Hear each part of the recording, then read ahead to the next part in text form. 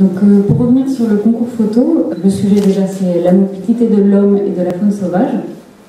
Donc on l'a lancé du 15 décembre dernier au 15 août de cette année. Donc on voulait essayer de faire prendre conscience au grand public, puisque ça a été un concours lancé grand public, de voir un petit peu sous cette thématique-là, qu'est-ce qu'ils entendaient en fait la faune sauvage, qu'est-ce que c'est pour eux que la mobilité de la faune sauvage, la mobilité de l'homme, et quelles peuvent être parfois les contraintes de chacun, et qu'est-ce que ça peut donner en fait sur le territoire. Donc on avait décidé au départ de l'orienter suivant 3 catégories. Donc une catégorie partageons la route, une catégorie la faune d'abord, et une catégorie l'homme maître des lieux. Donc sur ces quelques mois, on a 18 participants qui nous ont envoyé des photos.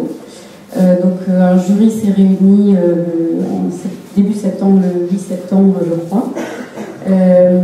Donc voilà, donc on a jugé les photos suivant plusieurs critères. Je vais prendre ma petite feuille.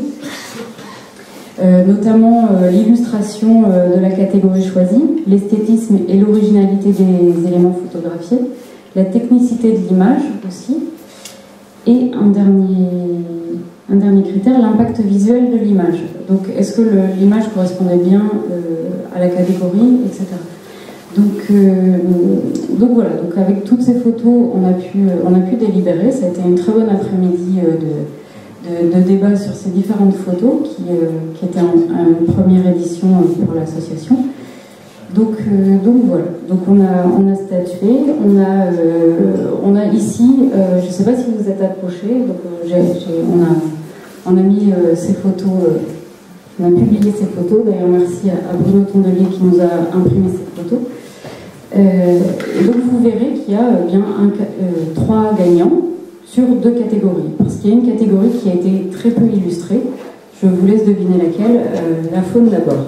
Donc il y avait très peu de photos qui s'y rapportaient, donc on a choisi de ne pas l'illustrer en fait. Donc voilà, ça illustre aussi un petit peu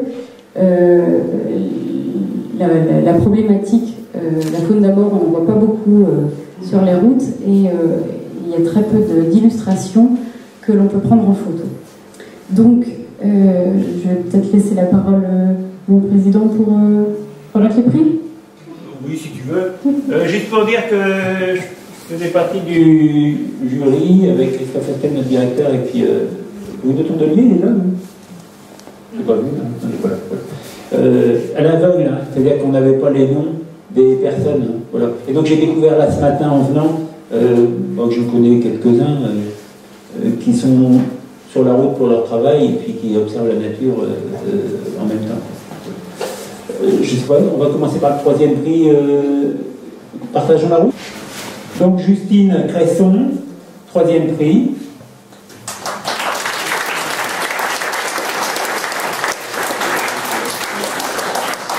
Bonjour à tous, donc, je m'appelle Justine Cresson, j'ai 18 ans, je suis étudiante à l'université Picardie-Jules Verne à Amiens. J'habite un petit village, tout petit, encore plus petit que Plessis-de-Roi, à Biencourt. C'est dans le Vimeux, et donc je reviens le week-end ou dans ma campagne perdue, et c'est toujours un plaisir d'avoir l'appareil photo et de se balader un petit peu dans les champs. Et quand on voit, donc par exemple cette photo, donc on voit 4 poules traverser la route, et avec les ombres, on peut voir, entre guillemets, un passage piéton, et j'avais fait une petite phrase humoristique du style la réincarnation des Beatles, la fameuse photo, voilà. Et donc voilà, parce que ma photo.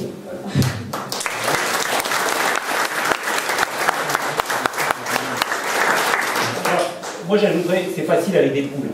Vous leur apprenez un chemin, il n'y a pas de problème, elles le suivent. Pour la faune sauvage, c'est autrement plus dur. Vous avez beau peindre des passages protégés, elles passeront pas. Voilà. Félicitations.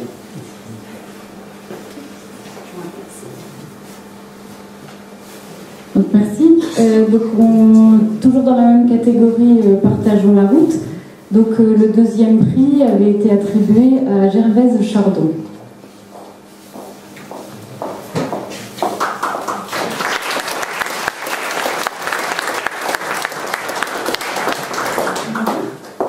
Écoutez, moi je suis donc psychologue dans les écoles, donc auprès des enfants. Je suis beaucoup sur la route puisque je suis sur un secteur rural.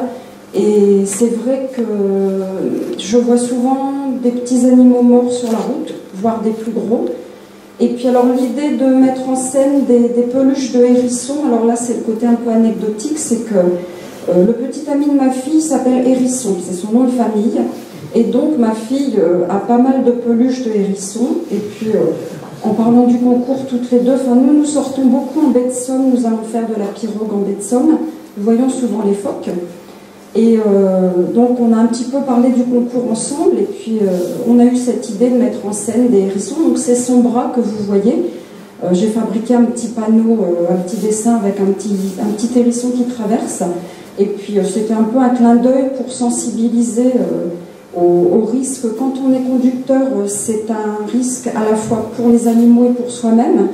Et c'est vrai que les panneaux routiers permettent quand même, dans des endroits où il y a un passage assez fréquent d'animaux, ça permet quand même d'interpeller les gens. Il faut lever le pied. Alors, il faut être toujours prudent, bien sûr, sur la route, mais on sait qu'il y a des endroits, enfin moi je sais que sur les secteurs où je passe, il y a des endroits où je fais très attention en particulier parce qu'il n'y a pas de panneau, mais je sais qu'il peut y avoir des traversées de faisans, de perdrix, voire des blaireaux. Je voyais les crânes de blaireaux là-bas tout à l'heure et il m'arrive aussi de temps en temps de voir un gros blaireau mort au bord de la route. Donc voilà, je pense qu'on est tous responsables dans notre conduite et c'est bien d'y penser, quoi. Voilà.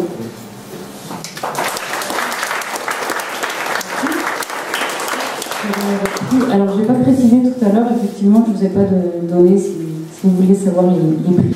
Un ouvrage, Oiseaux de Picardie, un ouvrage sur les phoques en baie de Somme, un dernier ouvrage sur le jardin sauvage. Donc tous les trois, ce sont des publications que nous avons réalisées.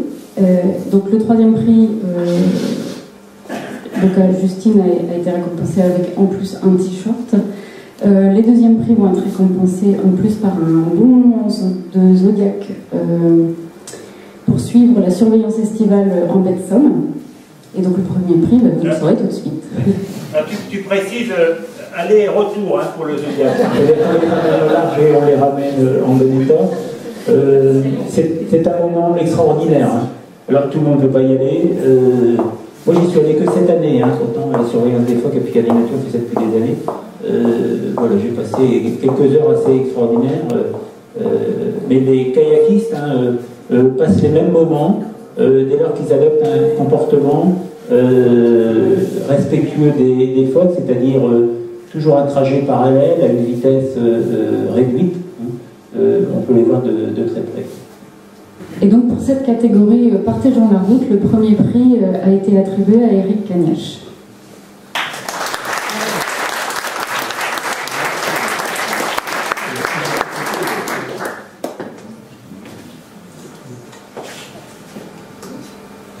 Donc, je m'appelle Eric Cagnache, je suis enseignant à Loulan. Donc, on voit un escargot, évidemment. Donc, il est en train de faire le GR. J'étais en train de le faire aussi. Je l'ai croisé, du coup, je me suis dit, il y a un concours sur Picardie Nature, c'est peut-être l'occasion. Et voilà comment s'est faite la photo. Donc, on partage la route. Et dans ce cas-là, il n'a pas été écrasé, celui-ci. Alors, pour le coup, les chemins, c'est vraiment un endroit où on peut partager. C'est pas la question uniquement de la circulation, mais c'est la question du support aussi. C'est-à-dire que le macadam, pour les amphibiens et les escargots, surtout quand c'est très sec, c'est pas très apprécié par la peau. Alors qu'effectivement, les chemins, les animaux peuvent les franchir et les utiliser. Félicitations.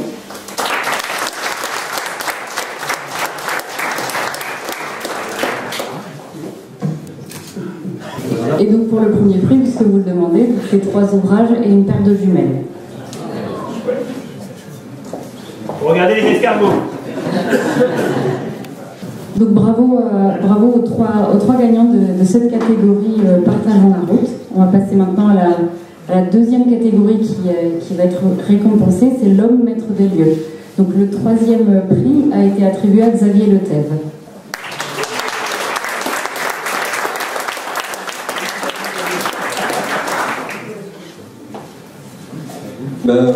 Quand j'ai vu qu'il y avait un concours photo, j'ai mis mon appareil dans ma boîte et je me suis dit, sur la route, je vais essayer de trouver des animaux qui traversent et puis je vais les prendre en photo. Alors j'en ai vu, mais le temps de les donner, tout ça, c'est en conduisant, c'est dangereux. Donc j'ai pris un peu peut-être comme Eric, un animal qui était à une vitesse raisonnable, l'escargot. Et donc là, il est sur le bord. On se demande est-ce qu'il va traverser, est-ce qu'il ne va pas traverser. Puis il y a une voiture qui arrive, donc est-ce qu'il va faire demi-tour. On le sent un peu recroquevillé sur sa coquille. Et donc je me suis mis à plat ventre et de prendre en photo au moment où il y avait une voiture qui me passait.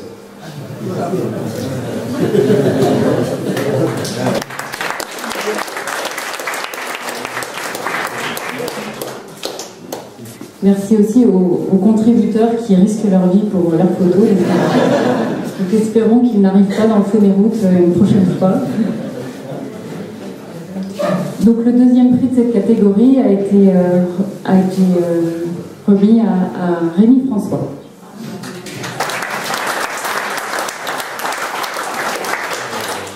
Donc là, je faisais du saut élastique au-dessus d'une autoroute dans le sud de l'Aisne. Non, c'est pas vrai. J'ai pas du tout risqué ma vie. Alors ça, c'est la Picardie avec... j'avais pris cette photo dans une logique professionnelle pour montrer les magnifiques effets de coupure des infrastructures dans notre région. Je ne sais plus ce qu'elle a mis en légende, mais le mot qui me vient quand je vois ça, c'est double peine. C'est-à-dire qu'on avait... C'est la forêt de Brice, à côté de Château-Thierry, un massif forestier très important, réseau de massif de feuillus de la Brie axonaise, et avec des ensembles très très importants pour la faune, par exemple avec les plus grosses populations de sonneurs à ventre jaune de Picardie, avec du cerf, avec beaucoup d'espèces tout à fait remarquables, et une autoroute A4, autoroute de l'Est, sans aucun passage faune. Ouais, c'est réglé, c'est comme l'autoroute A1 qui passe au milieu de la forêt d'Armenonville, c'est des vieilles autoroutes à l'époque. Les continuités écologiques, ça, on s'en préoccupait pas du tout. Et puis il y a le TGV Est aussi. Alors, tracé parallèle pour limiter l'impact et la fragmentation. Bon, il est parallèle, mais pas complètement jointif. Donc là, il n'y a pas de passage faune. Et on est au milieu des secteurs à Triton traité, à Rainette, à Sonneur à ventre jaune, à Serre-et-Laf. Et il y a quelques petits passages inférieurs sous le TGV, mais globalement, dans les études d'impact de ces deux ouvrages, on a à peu près oublié les problématiques de continuité écologique.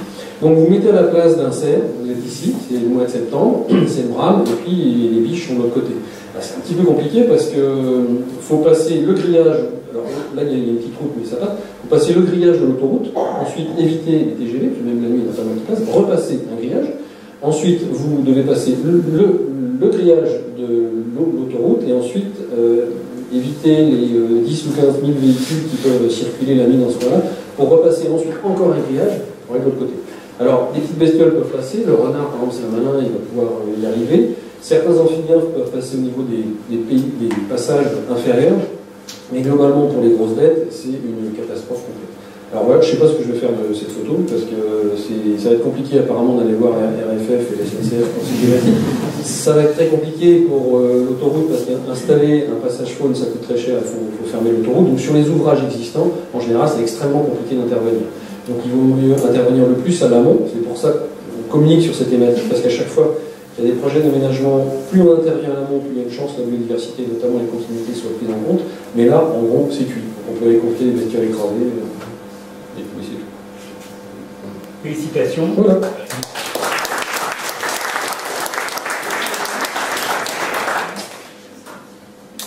C'est impressionnant quand même, hein, ce mur. Hein. Et donc le premier prix de la catégorie L'homme maître des lieux a été attribué à Samuel Dier.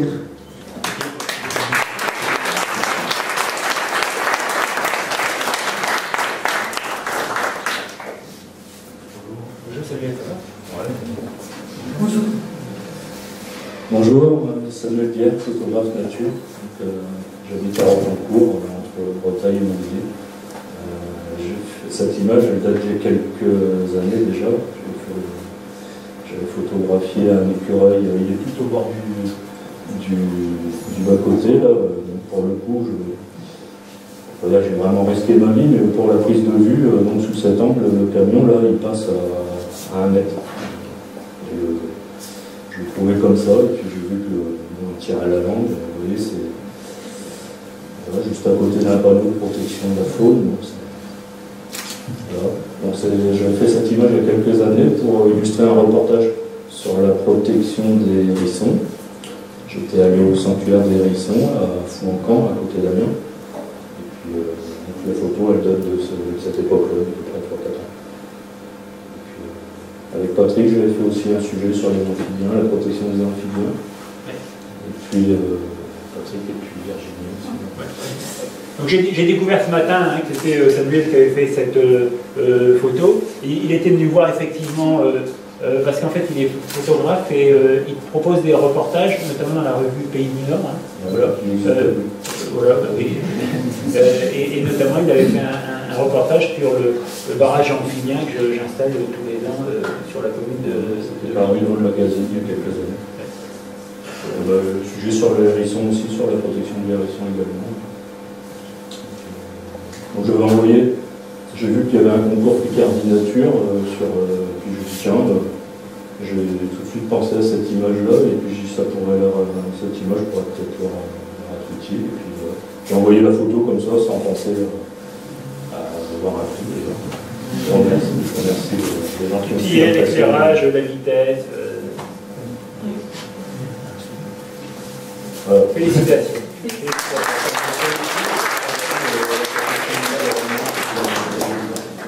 Elle est très explicite. Félicitations. Ouais. C'était le but recherché. Félicitations. Merci. Merci.